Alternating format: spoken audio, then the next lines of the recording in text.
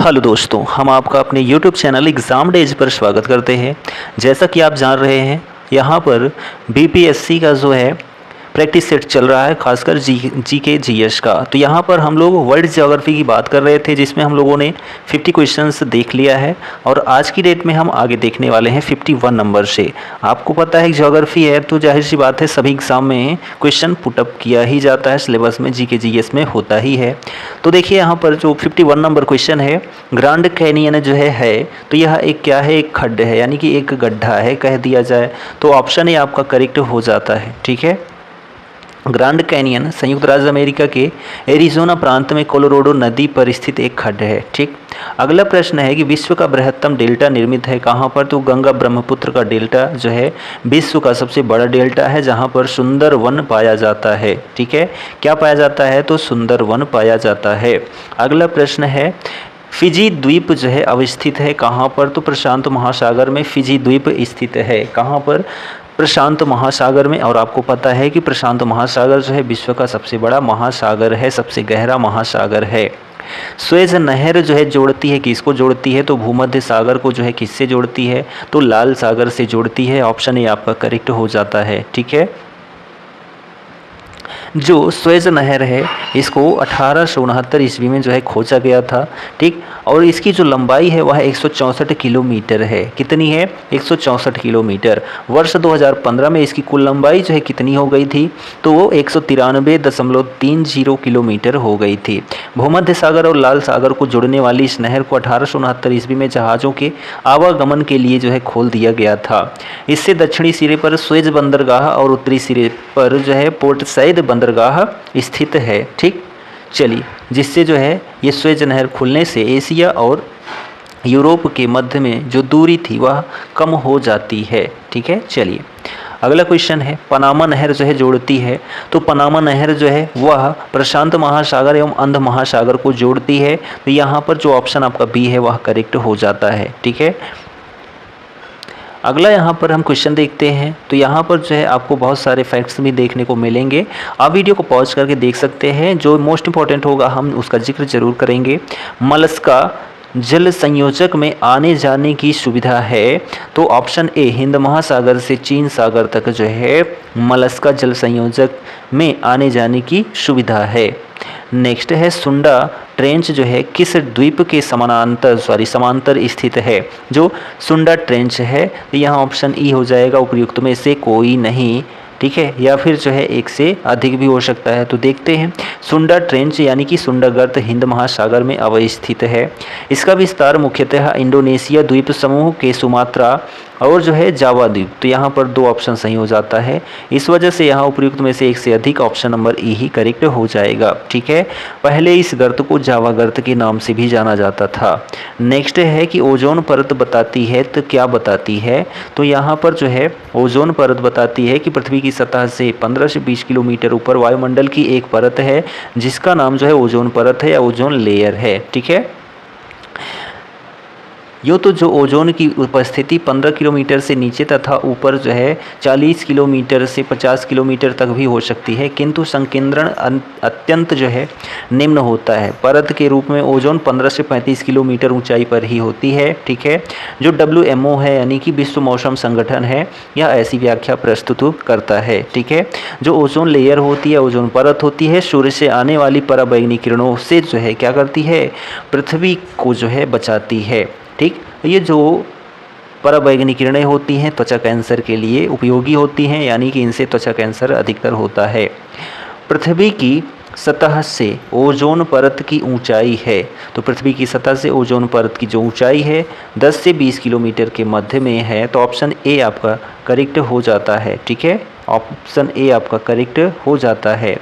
Next question है Cairo का समय ग्रीनविच से 2 घंटे आगे है, यह जो है स्थित है तो 30 डिग्री पूर्वी देशांतर पर स्थित है, तो जो ऑप्शन नंबर आपका बी है वह करेक्ट हो जाता है। नेक्स्ट, दक्षिणी गोलार्ध में सबसे बड़ा दिन कौन सा होता है, तो 22 दिसंबर जो है दक्षिणी गोलार्ध में सबसे बड़ा दिन होता है, तो जो ऑप्शन आपका बी है वह करेक्ट हो जाता है। ठीक, उत्तरी गोलार्ध में शीत अयनांत अर्थात 21 या 22 दिसंबर को वर्ष का सबसे छोटा दिन होता है, 21 या 22 दिसंबर को।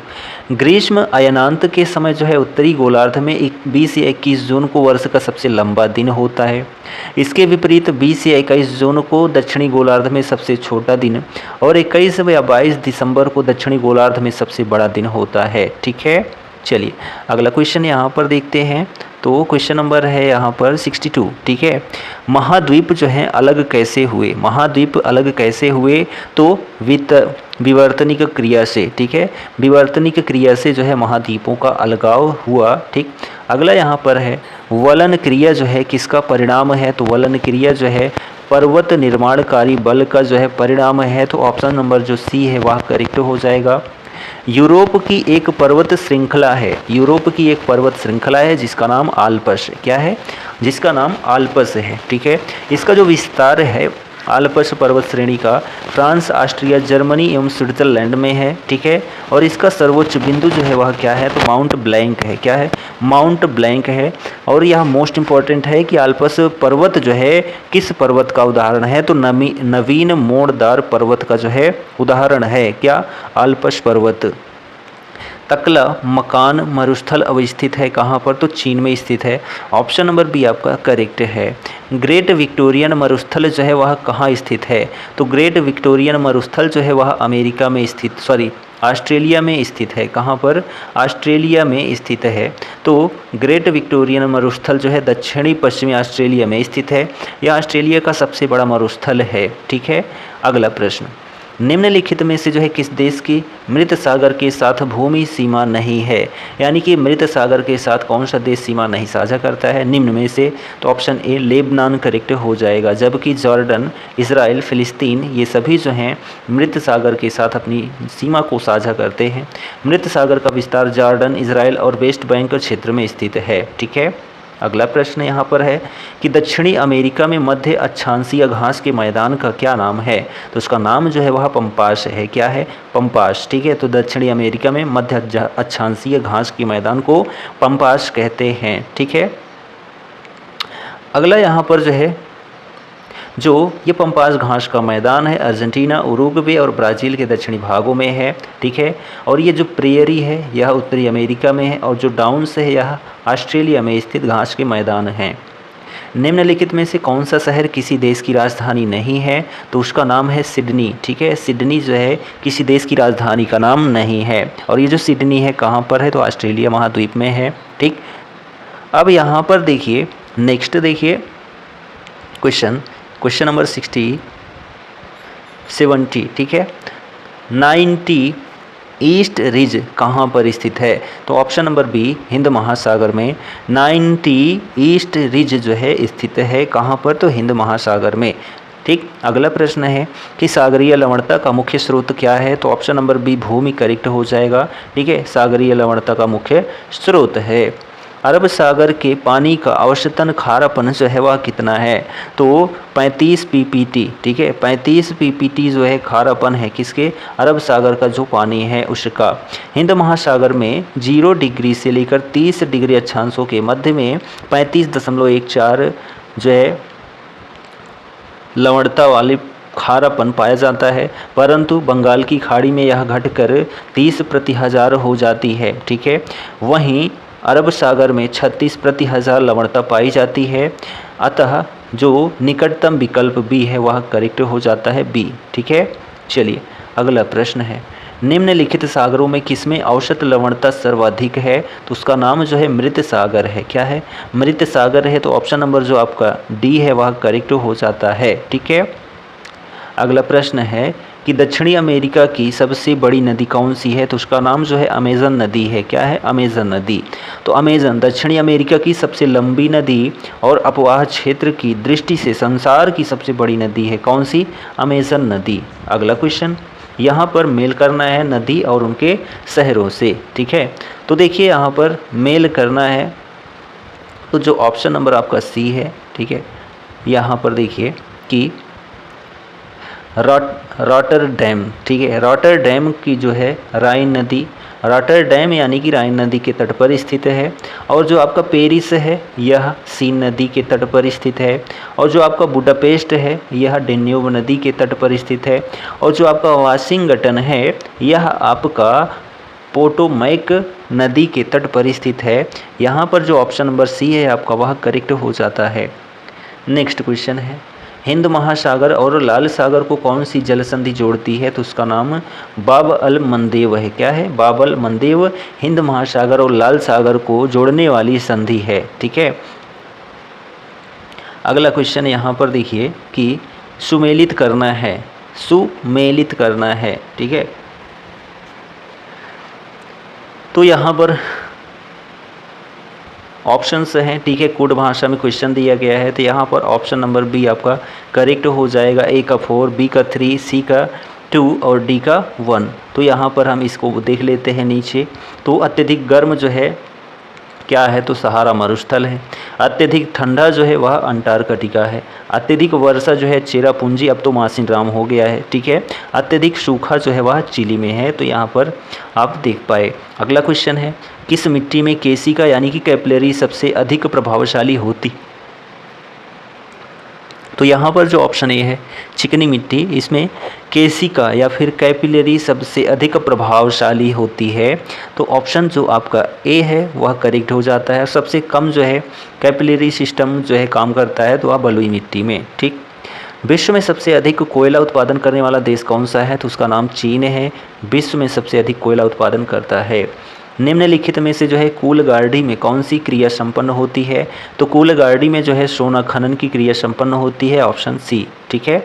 नेक्स्ट क्वेश्चन है, निम्न देशों में से जो है किस देश में 2019 में सालाना सबसे अधिक सोने का उत्पादन टन में हुआ था? तो उसका नाम जो है चीन है। क्या है? चीन। ठीक। नेक्स्ट है कि विश्व में एल्युमिनियम का सबसे बड़ा उत्पादक देश कौन सा है? तो उसका नाम भारत है। विश्व में एल्युमिनियम का सबसे बड़ा उत्पादक देश जो है कौन सा है? तो भारत है, वो भी 2015-19 के आंकड़ों के अनुसार। ठीक है। अगला क्वेश्चन है, तेल के कोष सबसे ज़्यादा किस देश में हैं? तो तेल के कोष सबसे ज़्यादा जो है वेनेजुएला देश में हैं। कहाँ पर? वेनेजुएला देश में। कोयले का सामान्य प्रकार क्या है? तो बिटुमिनस कोयला। ठीक है। ऑप्शन ए आपका करेक्ट हो जाता है।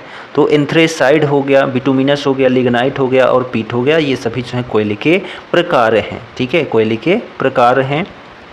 और जो ये बिटुमिनस कोयला है यह सामान्य किस्म का कोयला माना जाता है। ठीक है।